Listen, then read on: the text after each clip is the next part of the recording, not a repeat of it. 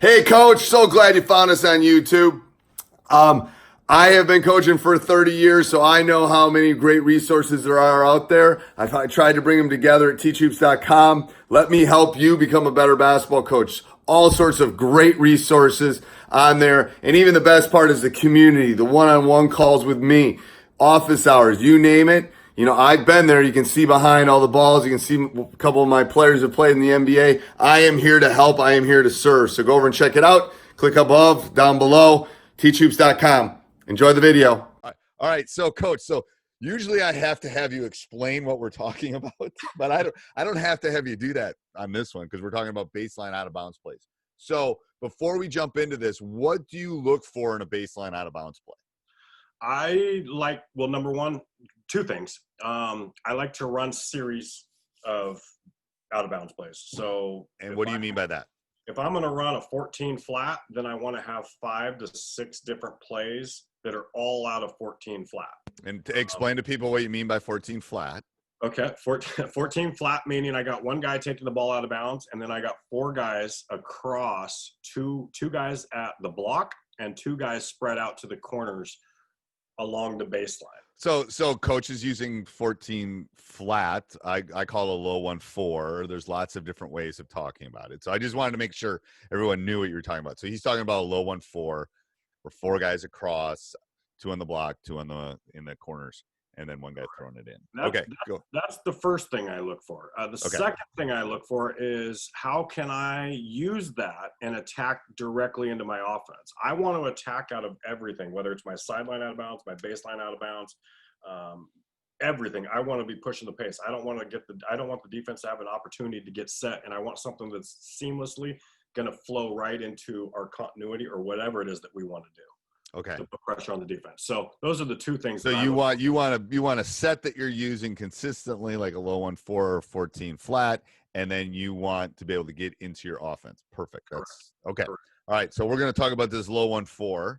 Yeah. So here's one here. 14 it's flat. Baseline out of bounds, 14 flat, and I call it Utah 2 or Pride. So this is a very simple play. Number 1 is just going to flash high and receive the pass from number 3. That's the entry. So we want to make sure that 1 is getting into X1, kind of get his elbow in, and then pop up high so we can make that pass first and foremost, okay? Number 3 will pass the ball to 1. As that's happening, number 5 is just going to sprint into a ball screen, okay? And number 1 is going to come off that ball screen. Now, there's a couple different things you can do here. It's a simple, I call Pride, but my Pride offense is just a simple roll and replace offense. So What happens here is number 1, if you look at frame 2, comes here. Number 5 could just roll, and number 3 will come from out of bounds, and he'll just pop. Okay. So what usually happens? What happens when number 3 inbounds the ball?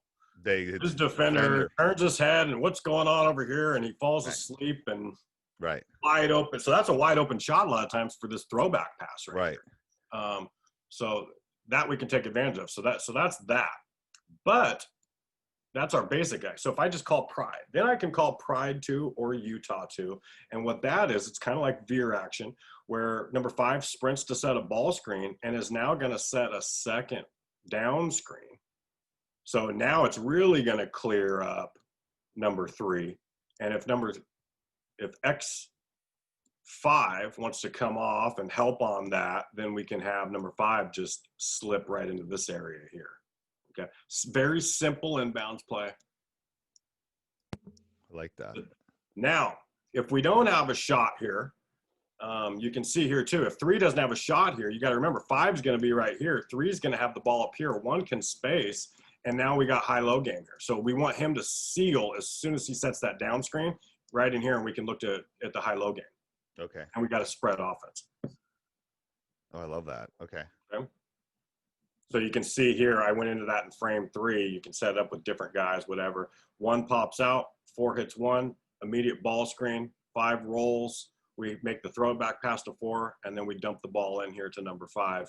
Because remember, we're setting the screen, we're reverse sealing, and we're getting low position there. If we don't have it, we'll just swing the ball to 3, or 4 can just come into a dribble handoff and we're coming into that action too. 4 could set a down screen, 5 could pop. We got space. We could kick to 2. You got tons of options that you can kind of play out. Okay. Yeah, I love that there's more than one action on that. I mean, there's so many reads on this. So will this work against man or zone or both? So this is man. We're going to run this one against man. The second one I'm going to give you is a zone one. But again, this is 2 plays in 1. So we're calling it pride or Utah. Now, I like to call it 2 different things because I run Utah action and I run pride action. So it keeps the defense from going, I'm not calling pride all the time. I'm calling pride, then I'm calling Utah. It's the same play. Right. And then I call it Utah 2 and pride 2. So I just called 4 different plays, and they're like, what? The defense can't key in on it. So, right. But it's the same thing. So just when I call 2, remember, we just set a second screen. That's it. Okay. Yep. So the second play here, this one's called Cyclone. This is against a zone, and this is a simple play. Again, it's out of our 14 flat alignment. And what happens is 1 is just going to clear out, and 2 is going to come off, kind of like in AI action, Iverson action. If you aren't familiar with that, basically it's just 2 sprinting off 2 screens here by 5 and number 4. I love this action. I do this. Yeah. And then comes all the way. Do you have the same play? I do. Very similar. I love that double screen because we can pin on this.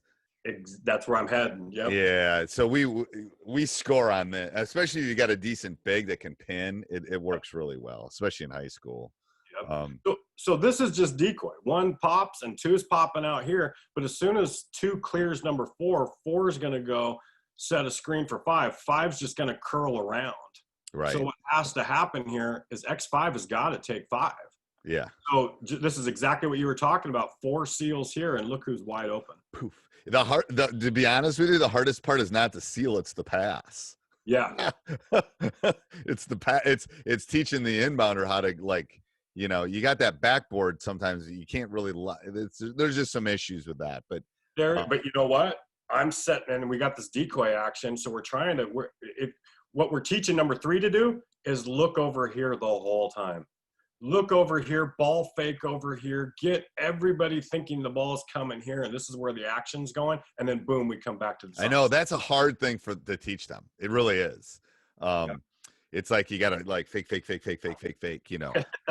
use the analogy. It's like, go talk to the one girl even though you want to dance with the other one, because the other one will see that you're talking to her, and they all like laugh. They go, "Go, coach." It's like, well, it's true. Like, go flirt with her even though you want to dance with her. And, it's like, okay, coach. Well, even if you can't make that pass too, I mean, here's something that you can do. I'm just looking at it, right? Let's say you can't make that pass and you got to make the pass here to 2. So 2's now got the ball right here in the corner. Yeah. Then all of a sudden we make that pass up here to 1. Okay. Now we can go into what everybody runs against the zone, right? 2 sets the screen, and 3 can pop back out here to the corner. We could flash high here and get an overload. 5 could somehow kind of clear out or something like that. So then we have like an overload or whatever you want to do. We're going to talk zone offense. We need to add that to our list in the future, coach. No question. People always ask me about that. All right. So where would they find this one, coach? Oh, wait, we have another one? Yeah. No. This is the first one. This is the first one. Where do they find that? Where do they find this? I have the BLOB playbook that is specifically just all baseline out of bounds plays. It comes in I think I have about 5 or 6 different alignments. Yeah. Okay. Alignments. Different sets that you can run different things out of and pick what's best to you. I also have a BLOBs and SLOBs playbook that you get everything all in one. So you get your sideline out of bounds and your baseline out of bounds. Okay, and then so you have do you have 3 or 2 there? Do you have a baseline by itself, a sideline by itself, and then together? Together, correct. Okay. So I'll put all 3 of those down below, so people can find them. And then if you want the PDF of this or watch the video, if you're listening, I'll put a link down in the show notes. Thanks, Coach. Hey, Coach. So glad you enjoyed that video. Let me know how I can help. Click up above or down below. Find out teachhoops.com for coaches who want to get better. There's a 14-day free trial as we speak. Not sure how long that will last. One-stop shopping for basketball coaches. So go over and check it out. I've been there. I know what you're going through. Won lots of championships. Won lots of rings. Let me know how I can help you become a better basketball coach.